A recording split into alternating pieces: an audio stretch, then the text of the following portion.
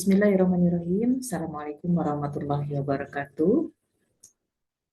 Bersama saya Ainur Hasanah, mahasiswa MPDR semester 3 Universitas Terbuka.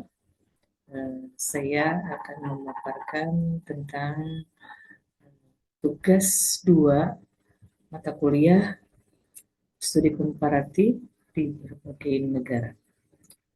Saya akan menyampaikan tentang analisis gender dalam dunia pendidikan dari Jurnal Nasional yang berjudul Bagaimana Kemampuan Spasial Matematik Siswa Ditinjau dari Gender, Systematic Literature Review.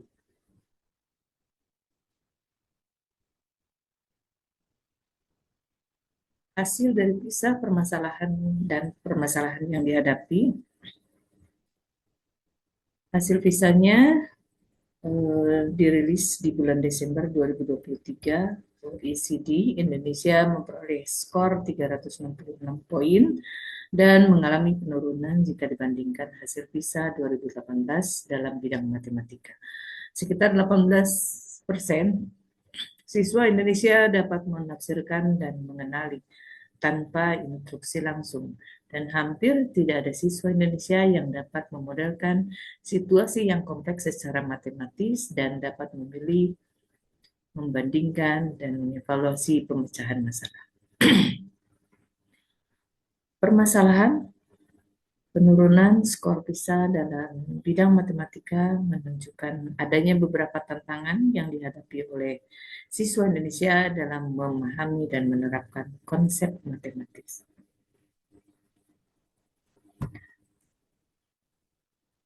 Yang disoroti dari analisis artikel ini adalah kemampuan spasial. Kemampuan spasial berkaitan erat dengan pemahaman matematika.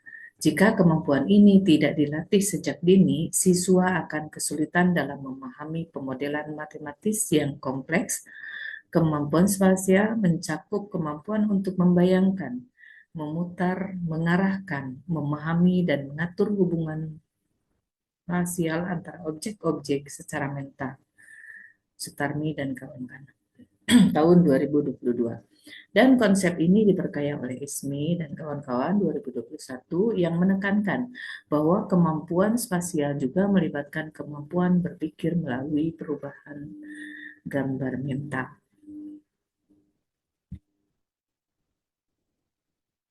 Perbedaan gender. Kemampuan spasial setiap siswa berbeda dan dipengaruhi oleh perbedaan gender. Setiap siswa bervariasi dan dipengaruhi oleh berbagai faktor. Gender berperan penting dalam menyelesaikan masalah matematika. Pertimbangan gender dalam menyelesaikan masalah matematika sangat penting karena dapat memberikan sumbangan bagi perkembangan ilmu pengetahuan.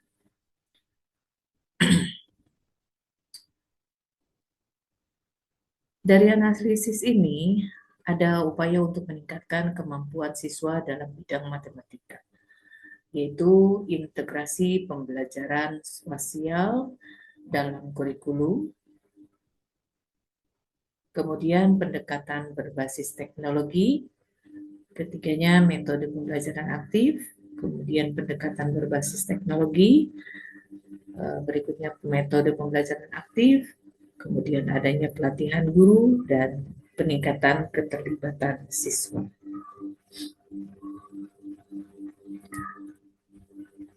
Kemudian kaitannya analisis yang disampaikan tadi dengan pengalaman di sekolah saya yang dilakukan kepada siswa yang memang masih kurang dengan kemampuan spasialnya.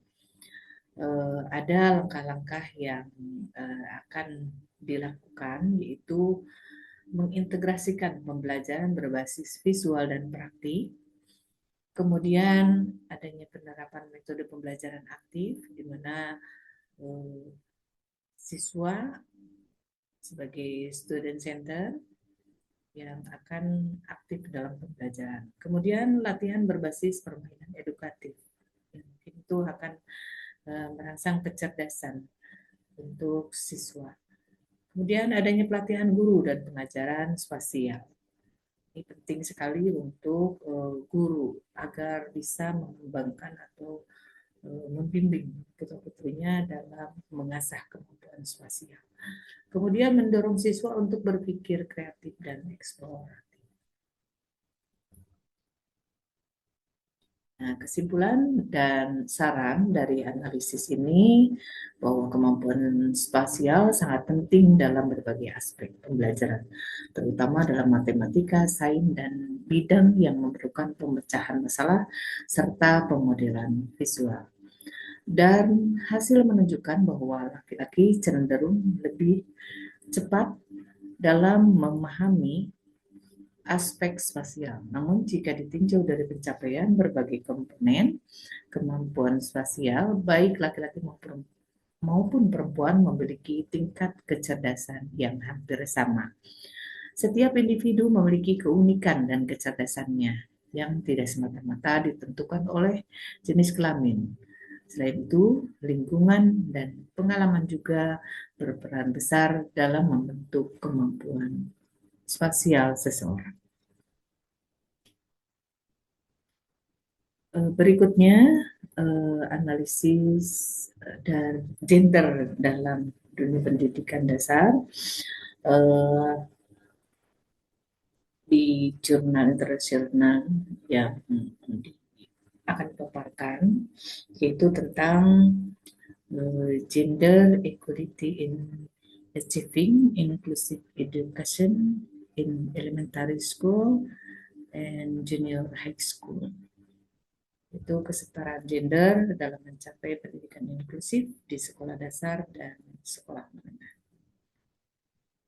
Pada artikel ini yang dianalisis yaitu tentang penghapusan bias gender. Pemerintah harus bekerja untuk menghilangkan bias gender dari kurikulum dan materi pembelajaran agar semua siswa tanpa memandang gender memiliki kesempatan yang sama untuk belajar. Di sini kesempatan belajar untuk setiap siswa yang menjadi prioritas utama dalam penghapusan bias gender. Kemudian ada pelatihan guru, memperluas pelatihan guru tentang pedagogi yang transformatif gender sangat penting karena guru harus dilengkapi pengetahuan untuk menangani dinamika gender di kelas dan mempromosikan kesetaraan gender. Berikutnya yaitu lingkungan belajar yang aman. Sekolah harus menciptakan lingkungan belajar yang aman dan inklusif, bebas dari kekerasan dan diskriminasi. Ini termasuk menangani kekerasan terkait